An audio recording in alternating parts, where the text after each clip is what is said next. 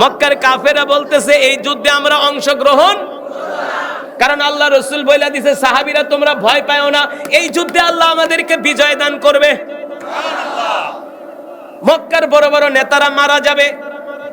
এই কথা শোনার পরে ওদের এখন পায়জামা গরম হয়ে গেছে, এখন আর যুদ্ধে আসতে চায় না, আর যুদ্ধে আসতে ভয় পায়। কি পায়? আবু জেহিল্লাই বড় লিডার বলে না আমি এই যুদ্ধে যাব না, আবু লাহাব বলে আমি যাব না, উতবা ইবনে রবিয়া বলে আমি যাব না। কই কেন যাবি না? কই গেলেই তো মুহাম্মদের হাতে মরব, সুতরাং এই যুদ্ধে আমরা অংশগ্রহণ করব না।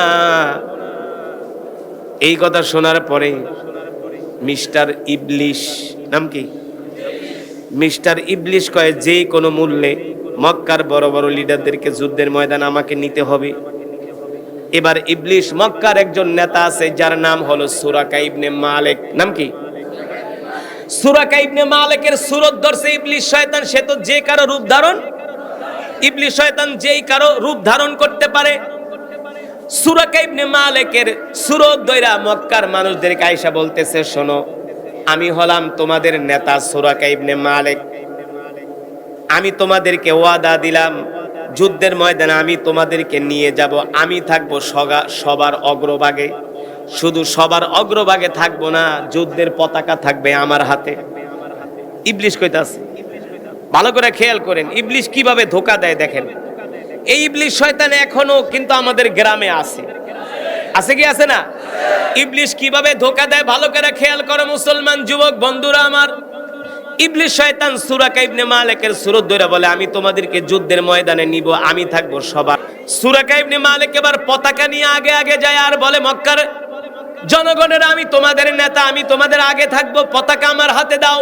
যদি মুহাম্মাদের বাহিনী আক্রমণ করে সবার আগে আমি মোকাবেলা করব, সবার আগে আমি। আর আমি তো তোমাদের নেতা।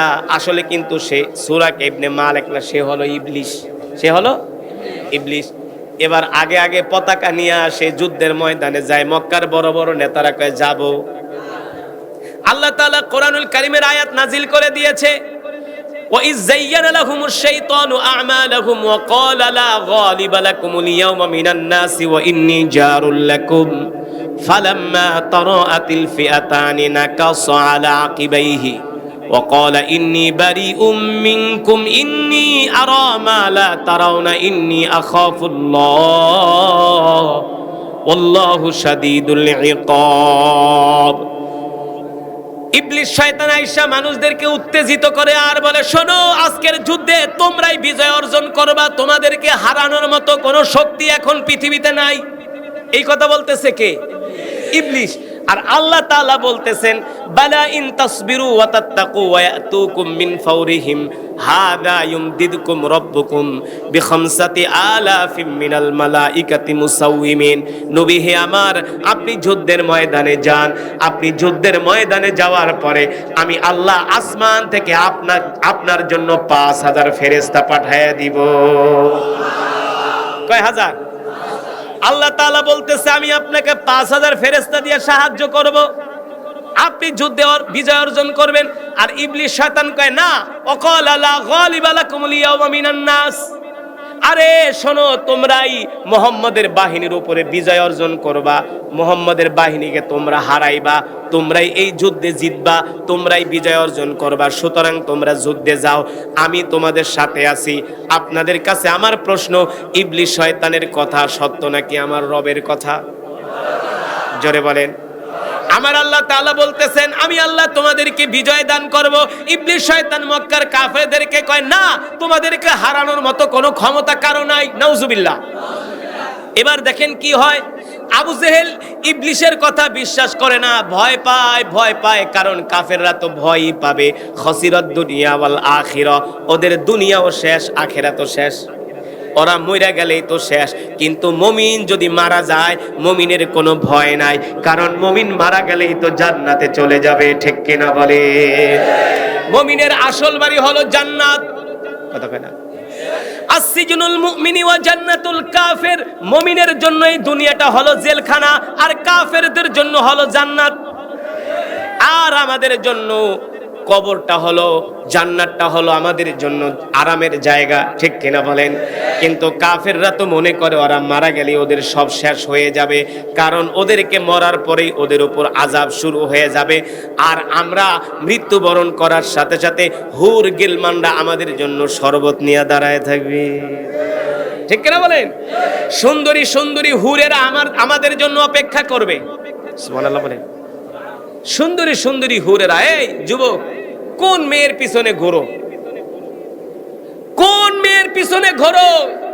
সারা রাত শুধু হোয়াটসঅ্যাপ ইমোতে কথা কও, আছে কি আছে না? সারা রাত বান্ধবীর লাগে কথা কয়। ওই বান্ধবী যদি 2 দিন দাঁত নামাজে এর ধারে কাছেও যাইতে পারবা না, কথা কয় না?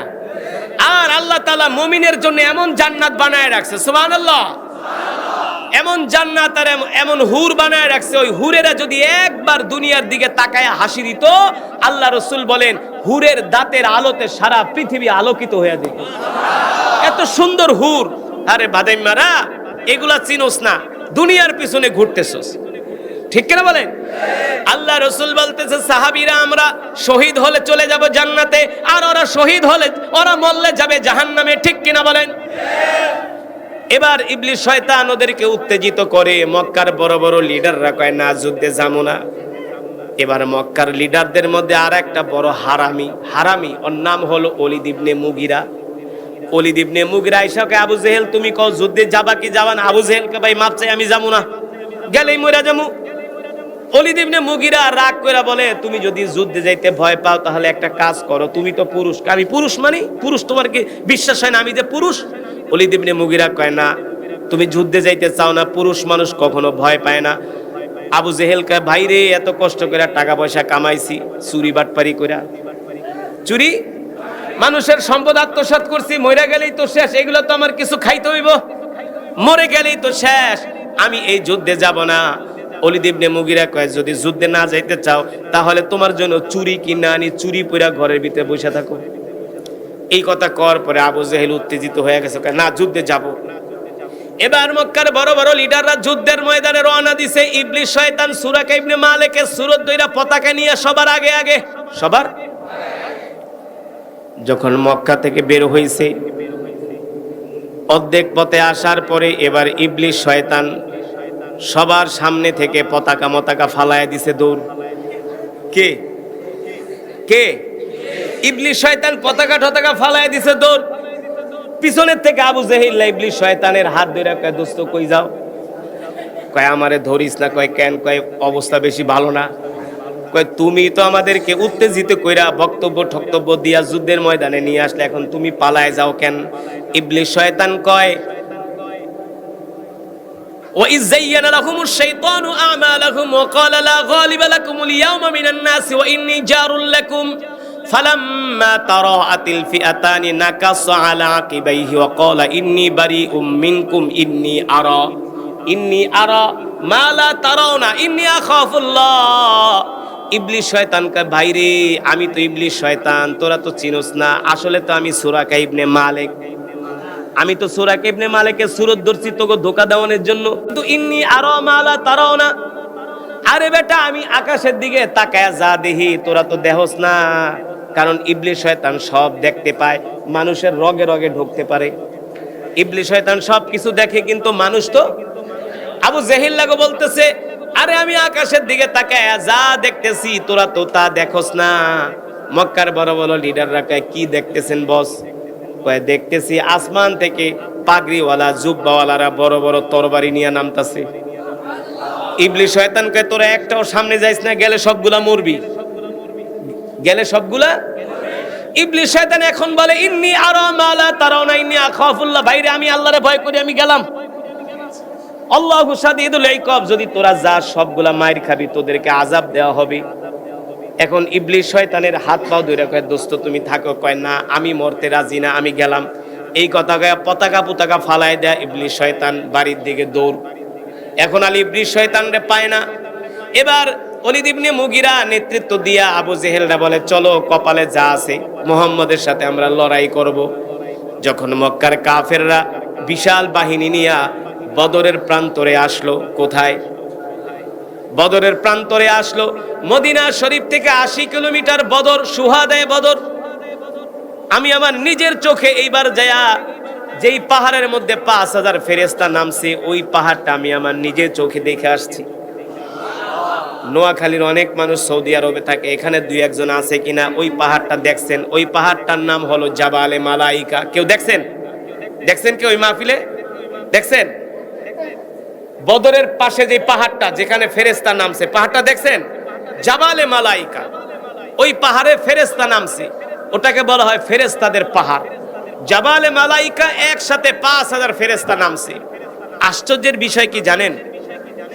সৌদি আরবে যতগুলো পাহাড় আছে সবগুলো পাথর, শক্ত শক্ত পাথর, কিন্তু জাবালে মালাইকার এই পাহাড়ের পাথরগুলো শক্ত না, সবগুলো মনে হয় যে মেশিন দিয়া পাথরগুলাকে গুঁড়ো করে পাউডার বানিয়েছে, এমন গুঁড়া, এমন গুঁড়ো গুঁড়ো পাথরগুলো একেবারে পাউডার হয়ে গেছে।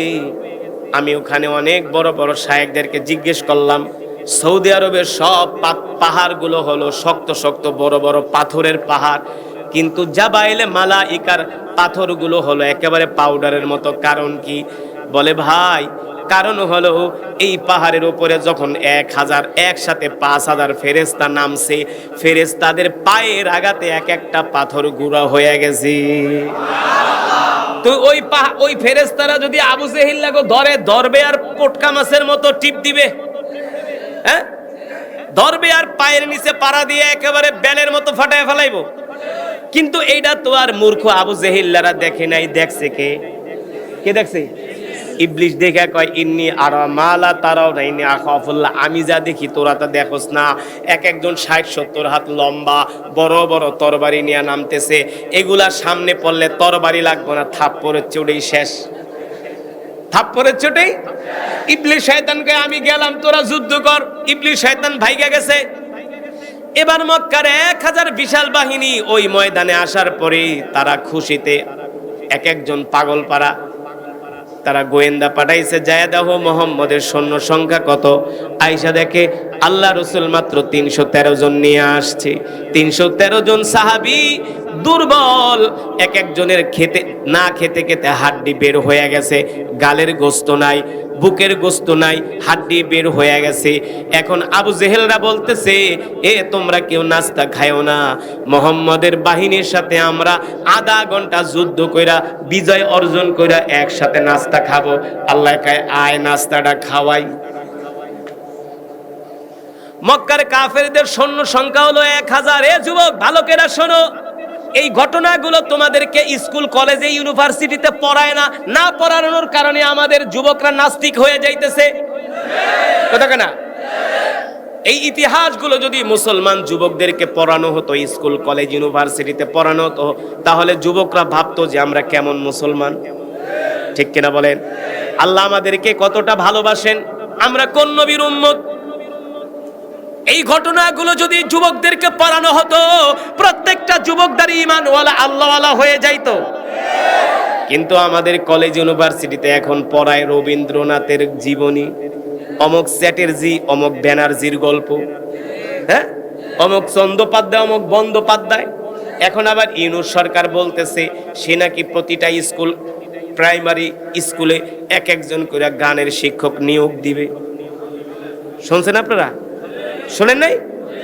ইউনূস সরকার বলতেছে, কারণ তার দলে যেডি আছে এনজিও সবগুলো তো হলো সুদখোর। তারা বলতেছে এক একজন করে গানের শিক্ষক প্রাইমারি স্কুলে নিয়োগ দিবে। কেন? আমাদের বাচ্চাদেরকে প্যাপু শিখানোর লেগা। আল্লাহর বান্দারা, এবার আবু জেহেল, আবু লাহাব, ওয়ালিদ বিন মুগীরা বলে, তোমরা যুদ্ধ করে নাস্তা খাইবা, বিজয় অর্জন করে কেউ নাস্তা খেও না।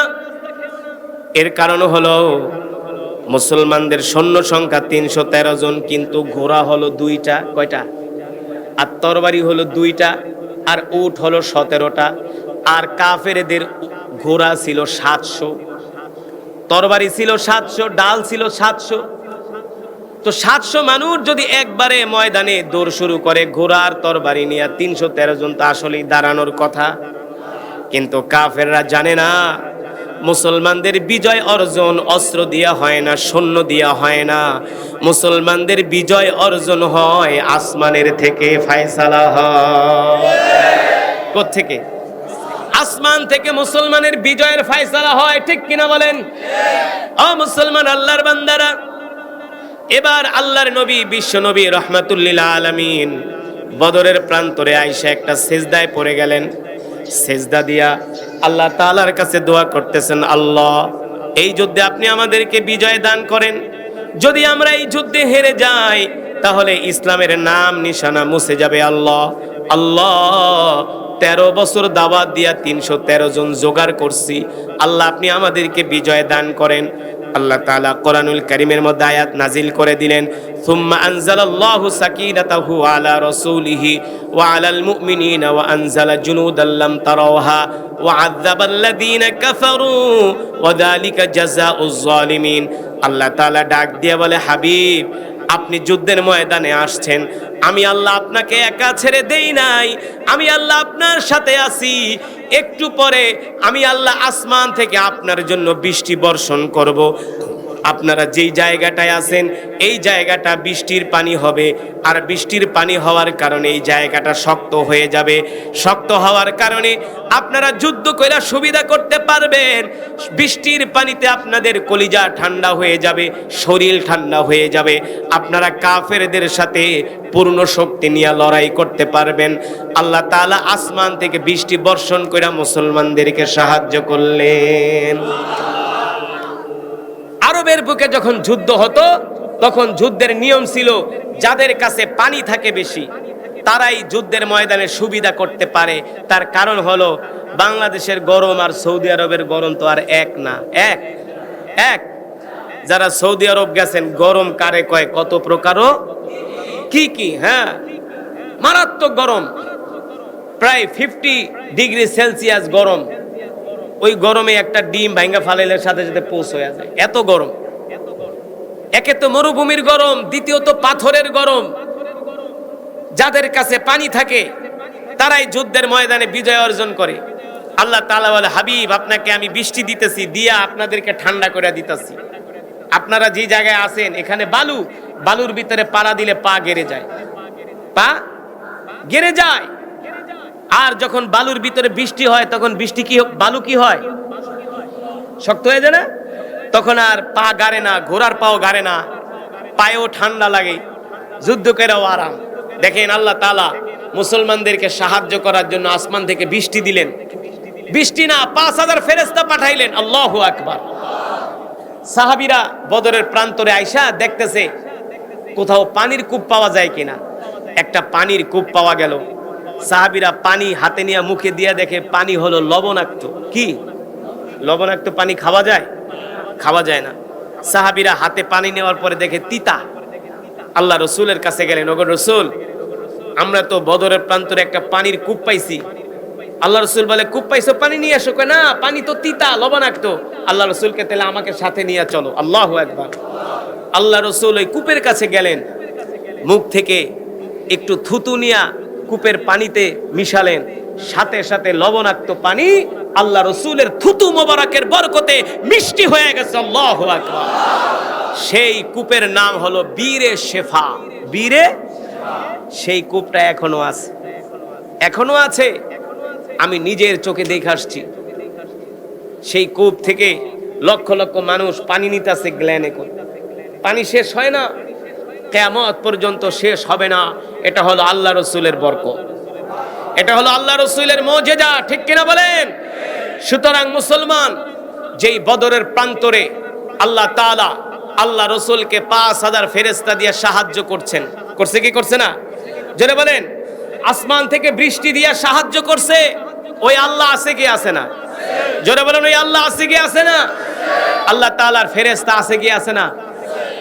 আল্লাহ তাআলার ফেরেশতাও আছে, আল্লাহ তাআলাও আছে, আল্লাহ তাআলার সাহায্যও আছে, আল্লাহর বান্দারাও আছে। কিন্তু আল্লাহর বান্দাদের সেই ঈমানের পাওয়ার নাই। আজকে যুবকরা নামাজ পড়ে না, আজকে যুবকরা দিন মানে না, ইসলাম মানে না। দুঃখ লাগে, আজকে মসজিদে মুসল্লি পাওয়া যায় না। যুবকরা 3-4 ঘন্টা ক্রিকেট খেলে, ক্লান্ত হয় না। 3-4 ঘন্টা ক্রিকেট খেলে ক্লান্ত হয় না, কিন্তু মসজিদে যায় 10টা মিনিট আল্লাহকে সময় দিবে, সেই সময় যুবকদের হাতে নাই। এখন যুবকদের পাশাপাশি কিছু বৃদ্ধ লোকও আছে, চায়ের দোকানে বৈশা 3 ঘন্টা বাংলা সিনেমা দেখে আর শুধু চা খায় আর বিড়ি টানে। কথা কেনা? ওই দিনকে আমি কুমিল্লা এক মাহফিলে যাইতেছি, দেখি যেই দোকানে 10 জন মানুষ বসতে পারে না, ওই দোকানে কম হইলো 50 জন বইছে। এমন করে চিপায়া বইয়া একজন আর একজনে বইয়া বিড়ি টানতেছে আর তাকায় তাকায় বাংলা সিনেমা দেখতেছে। কি সোয়াবের কাম। আবার একজন আরেকজনের ডাক্তার, আরে বয় কাকু বাতিজারে বিড়ি ধরায় দেয়, কয় খা। বাতিজা কয় না কাকা জায়গা, কয় না সিনেমাটা শেষ করে যা। 3 ঘন্টা সিনেমা দেখে, বয়স হয়ে গেছে 60-70, কিন্তু মসজিদে যায় নামাজ পড়ে না। ঠিক কিনা বলেন? মুসলমান, আল্লাহ রসুলের সাহাবীরা যুদ্ধের ময়দানে যায় জীবন দিয়েছেন আল্লাহর দ্বীনের জন্য। কাল হাসরের ময়দানে আল্লাহ রসুল যদি আমাদেরকে ধরে, এই দেখ আমার সাহাবীরা, কারো হাত না। এই বদরের যুদ্ধে মুসলমানের সৈন্য সংখ্যা ছিল কত? ওরে মা, সব আলেম। এক বক্তা কয় আমি গেছি নোয়াখালী ওয়াজ করতে, যেটা জিগে হেডেই পারে। মাশাআল্লাহ। এই ছোট বাচ্চা বলছে 313 জন। কতজন? আর কাফেরদের সংখ্যা ছিল কত? কসনাগা এটা হারস না। কাফেরের সংখ্যা ছিল 1000 আর মুসলমানের সংখ্যা হলো 313 জন। ও মুসলমান ও যুবক, বদরের ইতিহাস আমরা যত সহজে বলি, বিষয়টা কিন্তু অত সহজ না, অনেক কঠিন। ঠিক কিনা বলেন? আল্লাহ রসুল মক্কার জমিনে কোরআনের দাওয়াত দিলেন। মক্কার কাফেররা কোরআনের দাওয়াত গ্রহণ করে না, কোরআনের দাওয়াত পছন্দ করে না। আল্লাহর নবীকে শত অত্যাচার, নির্যাতন, জুলুম করে তারা মক্কা থেকে আল্লাহ রসুলকে বিতাড়িত করেছে। আল্লাহ রসুলকে মক্কা থেকে বের করে দিছে, নিজের জন্মভূমি থেকে। এ নোয়াখালীর যুবকেরা, তোমাকে যদি তোমার বাপ দাদার ভিটা থেকে তোমাকে বের করে দেয়, তোমার কেমন লাগবে? আল্লাহ রসুলকে মক্কার কাফেররা মক্কা থেকে বের করে দিয়েছে, বলছে মুহাম্মদ তুমি মক্কায় থাকতে পারবা না।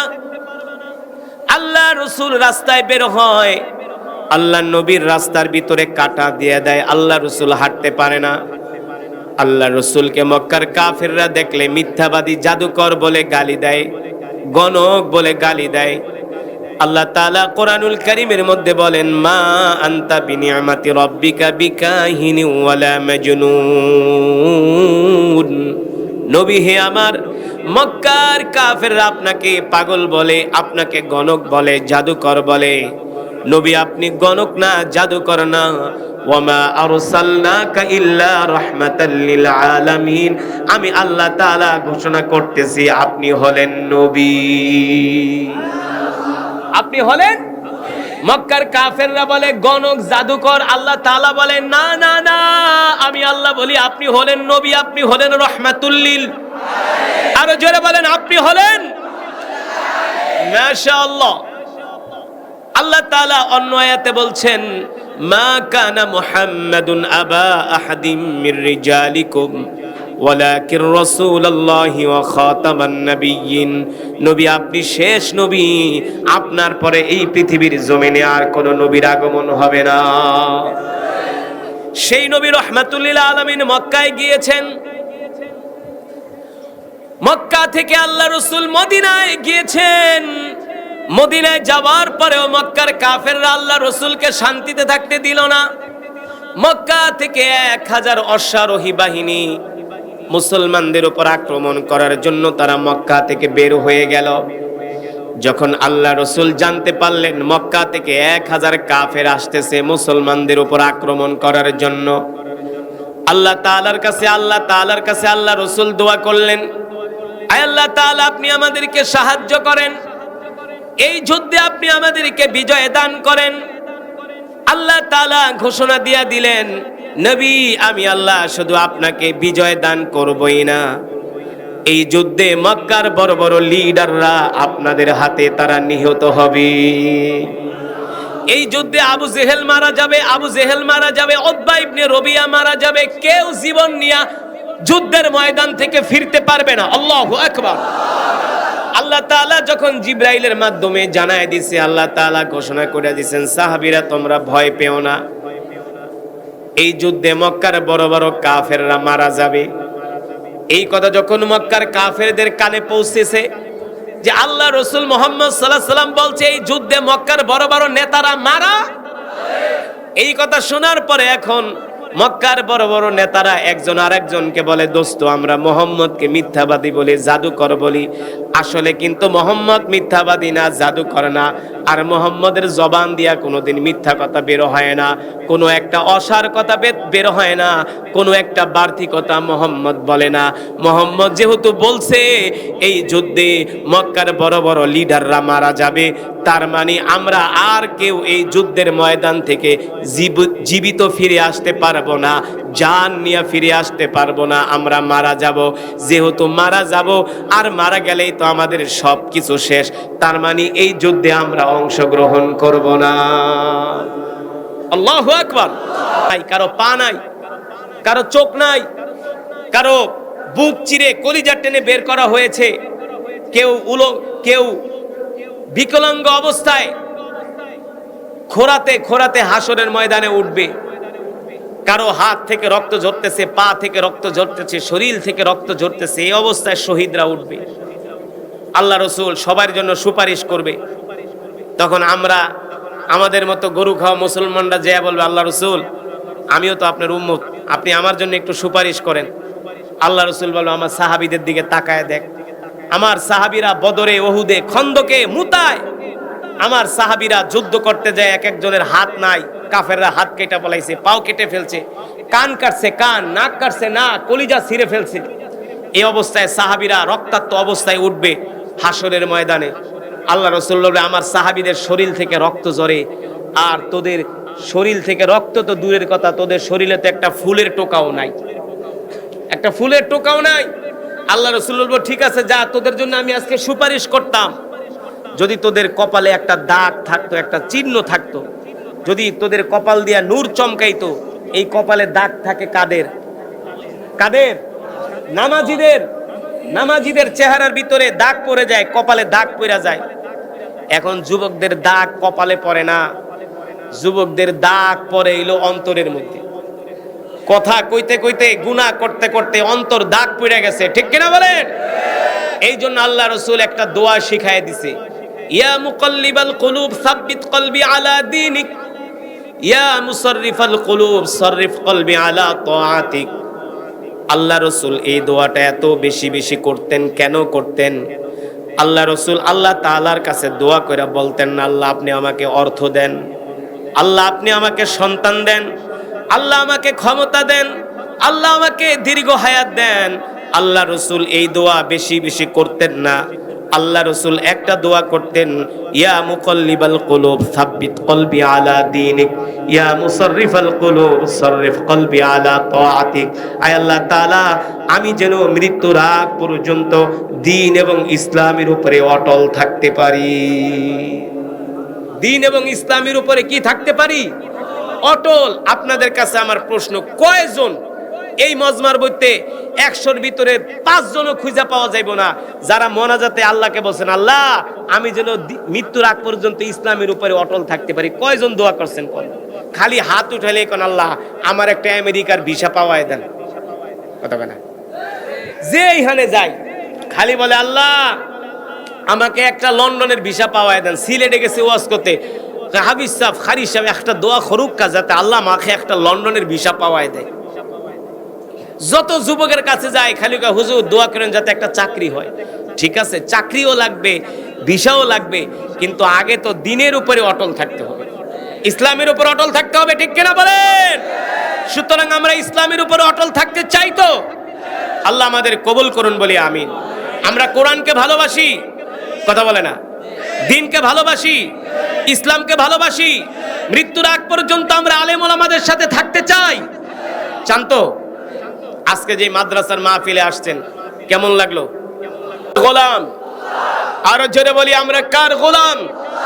যারা নামাজ পড়ে না, কোরআন পড়ে না, কোরআনের মজমায় আসে না, কোরআনের মজমায় বসে না, ওরা হলো শয়তানের গোলাম।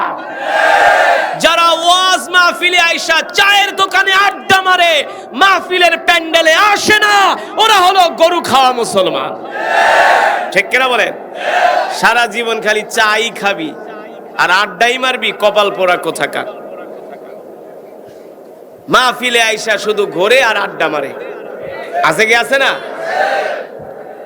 কোরআনের মজমায় আসছো, যতক্ষণ কোরআনের বয়ান চলবে ততক্ষণ মুসলমান চাতক পাখির মতো বসে থাকবে। এটা হলো ঈমানওয়ালা মুসলমানদের পরিচয়। ঠিক কিনা বলেন? বয়ান চলবে কতক্ষণ? কাকু বুঝাউন না, কথা কইেন, বুঝেননি?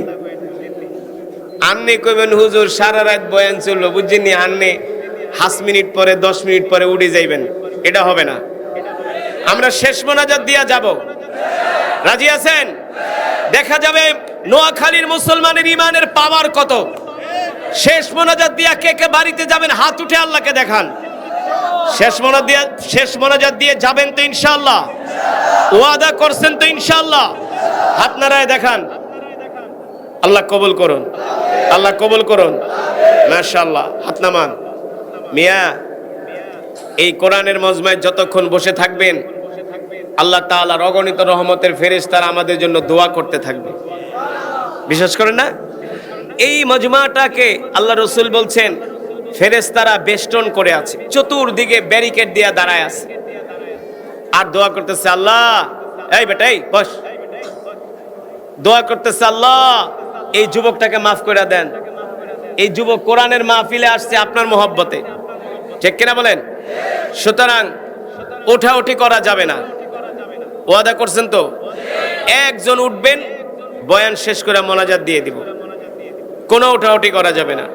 আমরা একসাথে মোনাজাত দিয়ে আমরা আমাদের মা বাবা আত্মীয় স্বজন যারা ইন্তেকাল করছে তাদের জন্য দোয়া করব, মাদ্রাসার জন্য দোয়া করব, আপনাদের সকলের জন্য, এলাকাবাসীর জন্য দোয়া করব ইনশাআল্লাহ। মুসলমান কোরআনের মজমে আয়েশা বসতে পারো না, আর আল্লাহ রাসূল আল্লাহর দ্বীনের জন্য, কোরআনের জন্য উহুদের ময়দানে রক্ত দিয়েছেন। ঠিক কিনা বলেন? তায়েফের ময়দানে রক্ত দিয়েছে। আর তুমি কুলাঙ্গার কোথাকার গরু খাওয়া মুসলমান, নামাজ তো পড়োই না, মসজিদের ধারে কাছেও যাও না, একটু আইসে ওয়াজ মাহফিলে সেটাও ধৈর্যে কুলায় না। কথা বল, আছে কি আছে না? খালি মসজিদে আইলে গরির দিকে তাকায় আর ইমাম সাহেবের দিকে তাকায় কাশি দেয়। সেই ইমাম সাহেবরে আইসে সতর্ক করতে, সাহস কত বড়! কোরআনের মাহফিলে আসলে শুধু 10 মিনিট শুনে চলে যায় না। আল্লাহ রাসূল যদি কোরআনের জন্য রক্ত দেয়, সাহাবায়ে কেরাম যদি কোরআনের জন্য জীবন দেয়, আমরা সেই রাসূলের উম্মত, আমাদের উচিত আল্লাহর জমিনে আল্লাহর দ্বীন কায়েমের জন্য রক্ত দেওয়া। রক্ত তো দিবে দূরের কথা, ঠিকমতো নামাজই পড়ে না। আজকের মাহফিল থেকে আমরা এমন আলোচনা শুনবো যাতে আমাদের ইমানের পাওয়ার বাড়ে। ঠিক কিনা বলেন? আমি যে কোরআন পড়েছি আপনারা শুনছেন, মন দিয়ে শুনেছেন।